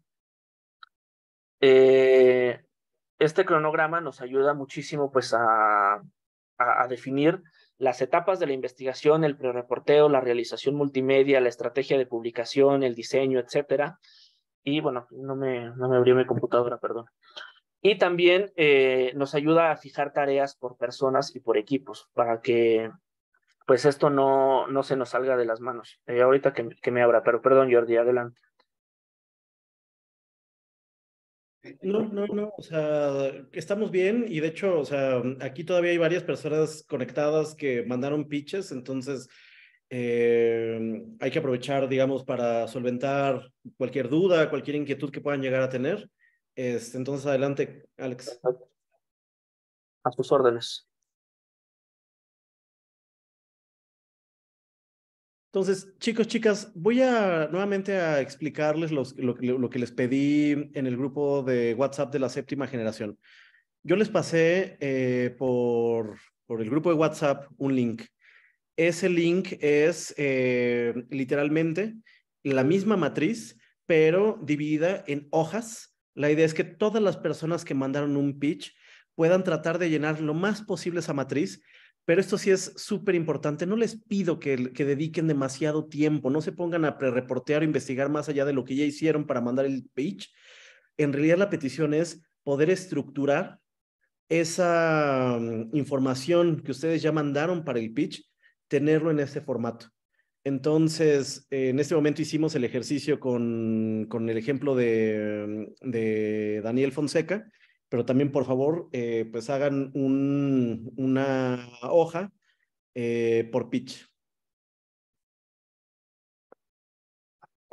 Igual, finalmente, mientras salen las dudas, nada más quería ponerles, este es un cronograma que yo he utilizado para cuando he presentado algunas propuestas, y también creo que ayuda, aunque no nos lo pidan, mandarles un cronograma de actividades, porque eso da cuenta de que ya tenemos como una estructura pensada para nuestra investigación y que falta el dinero solamente para hacerla.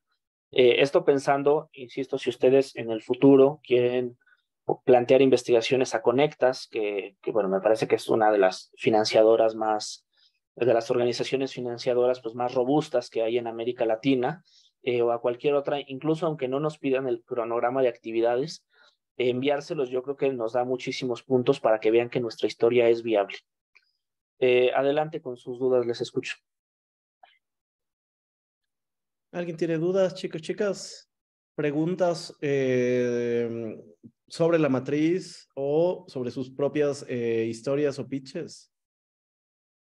¿De cómo podrían llenarlo? ¿Todo clarísimo? Bueno, en lo que tal vez se les siguen ocurriendo alguna pregunta, algún comentario, alguna duda, esto que voy a decir a continuación también se los voy a mandar por correo y lo voy a decir en el grupo de WhatsApp y voy a ser muy insistente con esto, pero de una vez quería planteárselos. No sé si puedas dejar de compartir la pantalla un momento, Alex. Como saben, bueno, Factual es una organización que tiene su sede en México, ¿no? Somos un equipo pequeño, sólido, pero definitivamente no tenemos los recursos ni técnicos ni financieros para, pues digamos, si alguien está haciendo una investigación de riesgo, sacar a esa persona, ¿no? De un lugar en específico. Entonces, el principal, una de las principales variables que vamos a tomar en cuenta a la hora de decidir por qué investigación nos vamos, por supuesto tiene que ver con el impacto posible, pero la otra variable es la seguridad de ustedes y la seguridad de las fuentes. Entonces, que eso lo tengan súper claro, ¿no? O sea, digamos, sé que hay personas que seguramente tienen ganas de investigar temas de corrupción, temas de violencias, temas que pueden llegar a ser socialmente complejos. O sea, ok, pero esos son del tipo de gas que nosotros en Factual Distintas Latitudes no investigamos. Entonces, que lo sepan desde ahora, ese es, digamos, uno de los puntos en donde somos muy insistentes. O sea, lo primero es la seguridad de ustedes como reporteros y la seguridad de las fuentes. Entonces, eso también se los quería decir desde ahora, repetirlo y que lo tengan súper claro.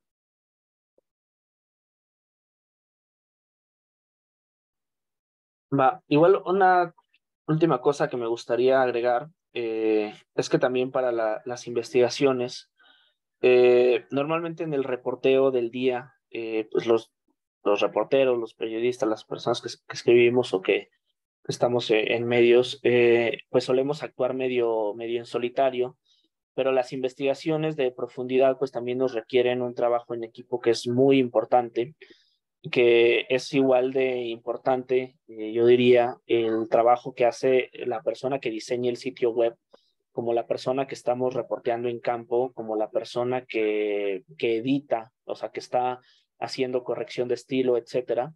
Entonces, bueno, esto en Conectas, por ejemplo, es algo que es un proceso que se tiene muy trabajado.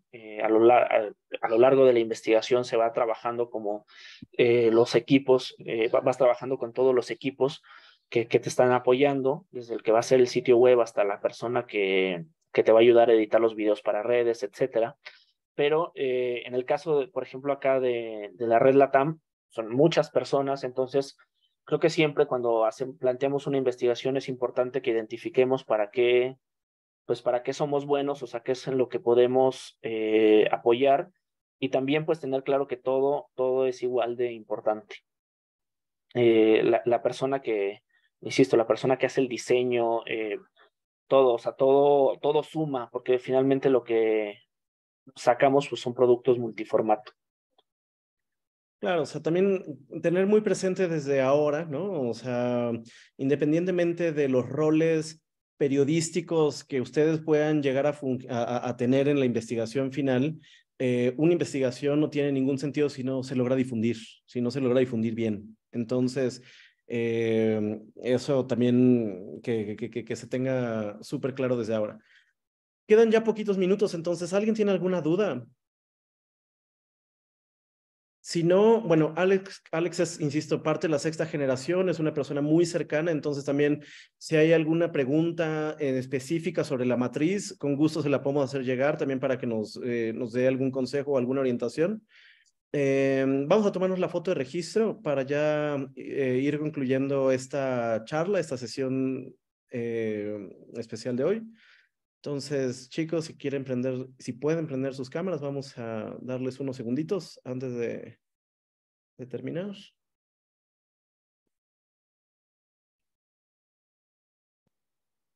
Bueno, entonces, bueno, a la cuenta de 3, vamos a tomar la foto. 1, 2, 3. Y hay personas que no pueden prender su cámara. Si están ahí, pongan alguna reacción. Voy a tomar una segunda foto. A la cuenta de 3. 1, 2, 3. Ah, muy bien, qué sonrientes. Bueno, gente, entonces, dedíquenle si pueden 15 minutos a llenar su propia matriz, ¿no? Ya les pasé el link. Si tienen dudas, voy a estar súper pendiente en las siguientes horas del grupo de WhatsApp. Ya les comenté, el lunes se comparte el concentrador de la matriz al equipo de Factual DL. Entonces, tienen en realidad hasta el lunes, pero si lo pueden hacer desde hoy, aprovechando que acabamos de tener esa sesión, háganlo. Y el miércoles les vamos a anunciar cuál va a ser el tema y cuáles van a empezar a ser los pasos a seguir, ¿va? El lunes también sale la publicación. Mucho. Los filósofos. Muchas gracias, Alex, por conectarte. Muchas gracias por todo el apoyo, por la presentación y pues que tengan un bonito fin de semana. Gracias. Feliz tarde, gracias.